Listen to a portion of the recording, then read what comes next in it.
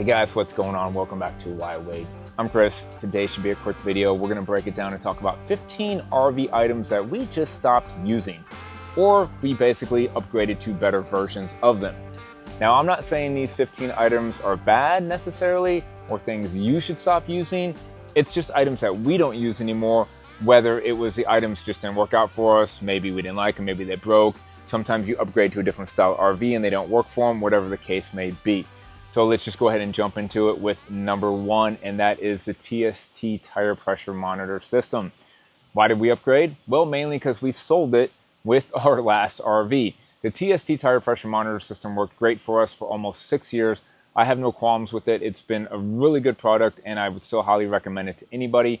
But since we did sell it with the old RV, I wanted to try something new, and that's where we upgraded to the Halo View tire pressure monitor system. And the best thing I like about the Halo View is it is now reduced to just one screen as far as everything goes. You can have your backup camera, observation camera, side cameras, and your dash camera all on one screen with the tire pressure monitor system on that screen as well. And anytime you can reduce the number of screens sitting in your dash cockpit area, I'm all for that. The screen is bigger, the screen is brighter, and I've actually been really happy with the Halo View as well. If I could probably pick between the two of them, so far I do like the Halo View better, but let's see if it holds up to the test of time. We've only been using it for a few months now. Next up on the list is the Camco Rhino Blaster. We just don't use it anymore. We never actually use it that much. I think it's a better product for people who have travel trailers, campers that don't have a back flush system for the black tank. That's where the Camco Rhino Blaster 90-degree elbow really came into play. It's an option to hook up your hose and you can blast water up into the black tank to flush it out, and it does a good job. It's just something that we didn't use, we didn't need. We always had the black tank flushes that we could hook up other ways. I think if you do have maybe a clog somewhere in your line, the Camco Rhino Blaster would be good to force water in another way instead of coming in from the top or inside those black tank flush kits, kind of like we have. So it's not a bad product, it's just something we never used and we kind of just moved on from it. This next item is one that we basically just kind of upgraded to, and that's the collapsible ladder. Always loved the collapsible ladder, been using them forever. They help out getting on the roofs, washing the RVs and things like that. But we recently upgraded to an A-frame collapsible ladder. And I'm really liking this product because it's just given me a lot easier access to certain areas on the RV. Before, we always had to lean the collapsible ladder up against the RV and risk the chance of scraping it. I did put a foam pool noodle at the top of mine to prevent like scraping the decals and things like that. But sometimes you couldn't access what you really needed to. With the A-frame ladder, that just gives you more ways to get to areas where you don't have to rest the ladder on the RV. It's given me easier access to do things around the RV inside and out. So I would recommend the two of them. Between the two of them, if you're looking at which one to choose, I would definitely go with the A-frame ladder. I wish I would have gone that route in the past. Moving on to the Camco awning shade kit. As you can see here, this is a product that you would install in your awning. You would slide it through the track, and it gives you some extra shade coming off of the awning. It's just something that, one, we put our awning in so much. We have a windy day here right now. We put our awning in all the time. We just don't risk it. We don't want to damage it. So we always have the awning going in. And while this shade kit was pretty nice, if you wanted to use it, you had to kind of strap it into the ground. Otherwise, it would just blow around everywhere and it wasn't that effective. Once you strap it into the ground, then you find yourself having to unstrap them, unbungee them to roll in the awning all the time, which we do. So it just kind of got to be a pain in the butt. And then eventually, after about maybe 1 year using it, actually it started to crack. The little plastic pieces that slid in the track started to crack on us and actually became kind of useless. So if we did get another one, we wouldn't go with the Camco one. We'd probably reach out to Carefree and see about getting one of those. We did like the extra shade. That was nice. But overall, we just found that because it didn't last that long, it was kind of inconvenient to always use. We just stopped using it. This next product is one that we've made videos about in the past. It's the Mopica Propane Sensors. Really neat product. Really cool. Always enjoyed them when we use them and when they work. Well, over time, we found out that the batteries die pretty quick, especially in cold weather, and that's when you need the Mopica propane sensor. So the batteries were dying too often, And then eventually we actually had 2 of them just crap out on us, to where even replacing batteries, they just did not work anymore. And I thought for the period of time that we had them, that just did not last long enough. For what you pay for them, I think they should last a little bit longer. The fact that I had to replace 2 within just a few years was kind of a bummer.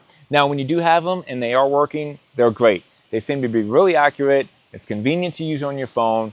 You have these the sensors that you can read, and you can actually have alarms go off at a low level and things like that. So we enjoyed them, we liked them, but we're just kind of finding that over time it just wasn't really necessary for us. And now that we've switched to the Class A, it's a bigger tank. It has a monitor inside that keeps track of the propane level that seems to be pretty accurate. So for us, the Mopica propane sensors just weren't something that we felt like we needed to use anymore. Okay, let's talk about a few products here, because there's going to be a few of them grouped in this. And basically, we're going to talk about a flow meter.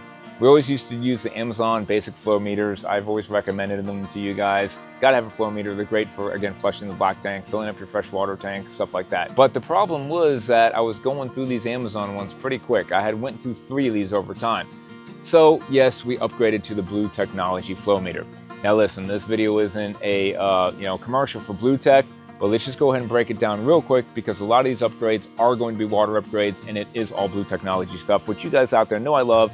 And anybody who's used the Blue Technology products or held them in their hand, you can feel the quality of the stainless steel, the heavy duty, the anti-corrosion, and this stuff is just great. So if you can, we upgraded to the Blue Technology flow meter, the stainless steel water pressure regulator, the amazing stainless steel braided hoses, NSF certified, again, for safe drinking water versus just the 0G hoses, which over time leaked, and they're not the best for drinking water in the hot sun.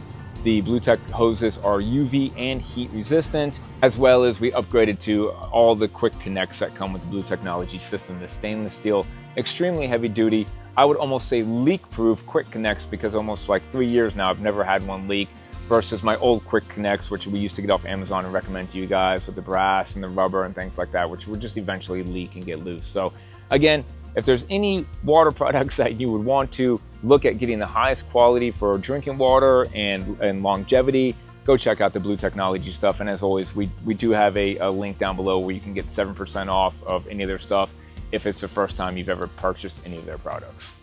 Next up would be Happy Camper's tank treatment. It's something we used in the past, always enjoyed it, never had any issues with it, and I would still use it. We just like to try different things, and we've tried Unique over the years, and now we're kind of on a liquefy kick. We don't work with any of those companies. None of them are sponsoring this video.